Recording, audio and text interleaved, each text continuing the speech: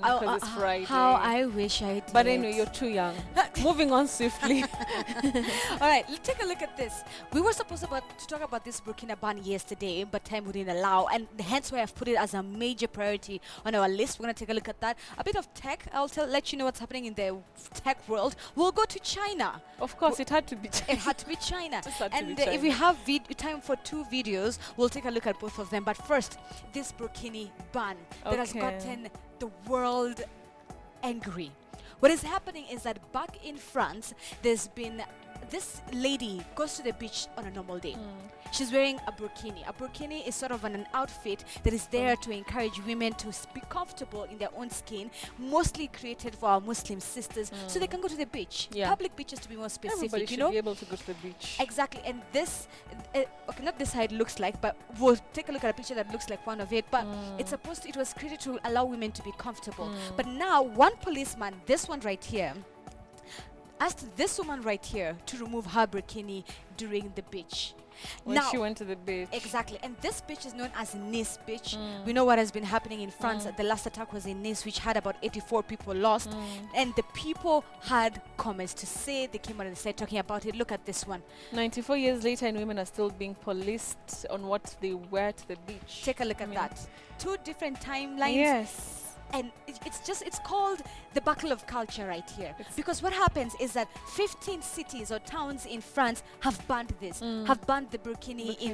in France. Yes. And the French Prime Minister, or rather the French Prime Minister Manuel Valls, comes out and says this fully body swimsuit is enslaving women. Yet we know it was created by Ahmed Zinti, who said, and I quote, "I created the burkini to give freedom to women, not take it away. And I began by saying and making it clear that this swimsuit was created to allow women to still enjoy the beach life, swimming within your own religious values, in the comfort of your own religious values." And you know, I mean, Muslims really are passionate about their religion, and especially Muslim women. You know, there are things that for them can't really suffice. So it's really unfair. That's true. It's really unfair. And there were hard-hitting tweets. Take a look at this ones also. Oh, France, you've got this so wrong. That's for sure. Humiliating a woman on a beach is not fighting terrorism. It's destroying your own values, which is very true. I mean, in this century, really, people were mad. All right, we have one here says, "We had to fight to show our bodies, and now we have to fight to cover them up. When will government stop policing our bodies?" Hashtag Burkina ban. Very, very big debate. There's a picture of the burkini. I don't know if we have it still on our screens, just to give you an idea of how it looks like. Because it covers one from head to toe. Okay, this is there to mimic what a French did. Oh, okay. They are French bikers in the beach with their so that whole was a protest. Exactly. Okay. To protest to that. just show you, like, you can go to the beach in whatever you want. Exactly. Why should anybody issue? Police what you wear? If you want to wear it, cover it up, fine. If you don't want to. And the thing is, even as this is happening, Scotland, almost like a day or 2 later, came out and said, listen, in our own police force, we want women to wear their the hijab as part of the police uniform. Yes, it's not the formal police uniform, but the fact that they've created that atmosphere, space, that option to have women within police forces wear the hijab has gone such a big way within for Scotland. So this is happening in France, and Scotland is doing this. Can you see that? I mean, France, actually, it's very disappointing. It's very disappointing. And on top of that, the burkinis within stores were sold out. Oh, no, everybody wanted one. They went outside. I also want one. There you go. I think I want one. This debate has been there for quite some time now. Okay. And it has really sparked up so many things. And you can see it's always continued to rise. And the thing is, back in Africa, Tunisia got involved in that conversation very heavily and had their own voice to add on to that. Okay, so now it's illegal to protect your modesty. Absolutely disgusting. I can't even believe we're having this conversation. It is.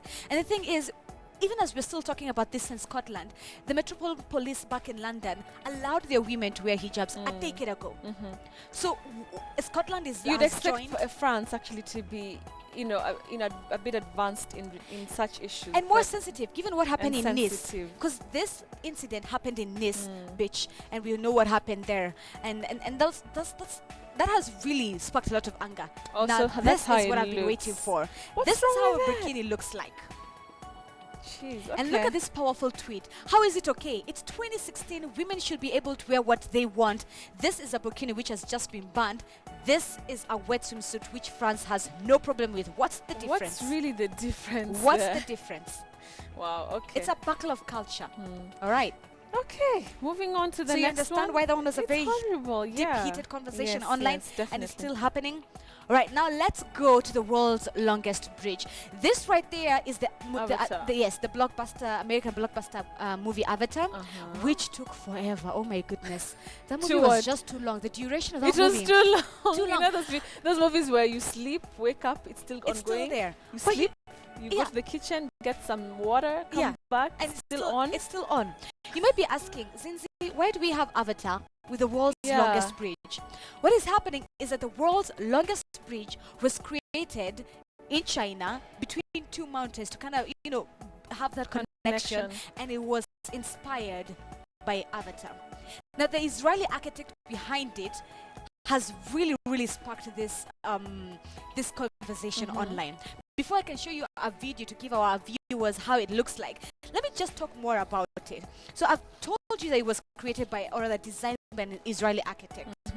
It is 430 meters long, 6 meters wide. Wow. To give you an idea of how big that is, when they were doing tests, here it is. When they were doing tests on this bridge, if you go online, you will see videos of it being hammered with being beaten rather with big hammers, just to test how strong it is. One. Another way to test it was driving an SUV. Oh. Does that give you an idea of how many people it can fit, and how strong, and how safety, or rather the safety precautions that had to be taken? Yeah. An SUV was driven on this. Okay. This So is it was really cool. It's cool, right? When it was opened back on Saturday of last week, 8,000 tourists managed to get there. Look at that. And I people were want to having walk fun. there. Exactly. And Gold. Gold, right? And soon what will happen is that there will be services for bungee jumping and zip lining. Yeah. So it's not just to create so it's not, a yes. yeah, it's not just a pathway between two mountains, Right, or the two different right. locations. Zip lining will also be included That is there. really cool. Right. So just to give you, Betty, and our viewers, because we can't take you to China, let me give you a feel of how it is to be in that bridge. All right, fine. All right. Let's look at that. Since we're not going there Might as well anytime take soon.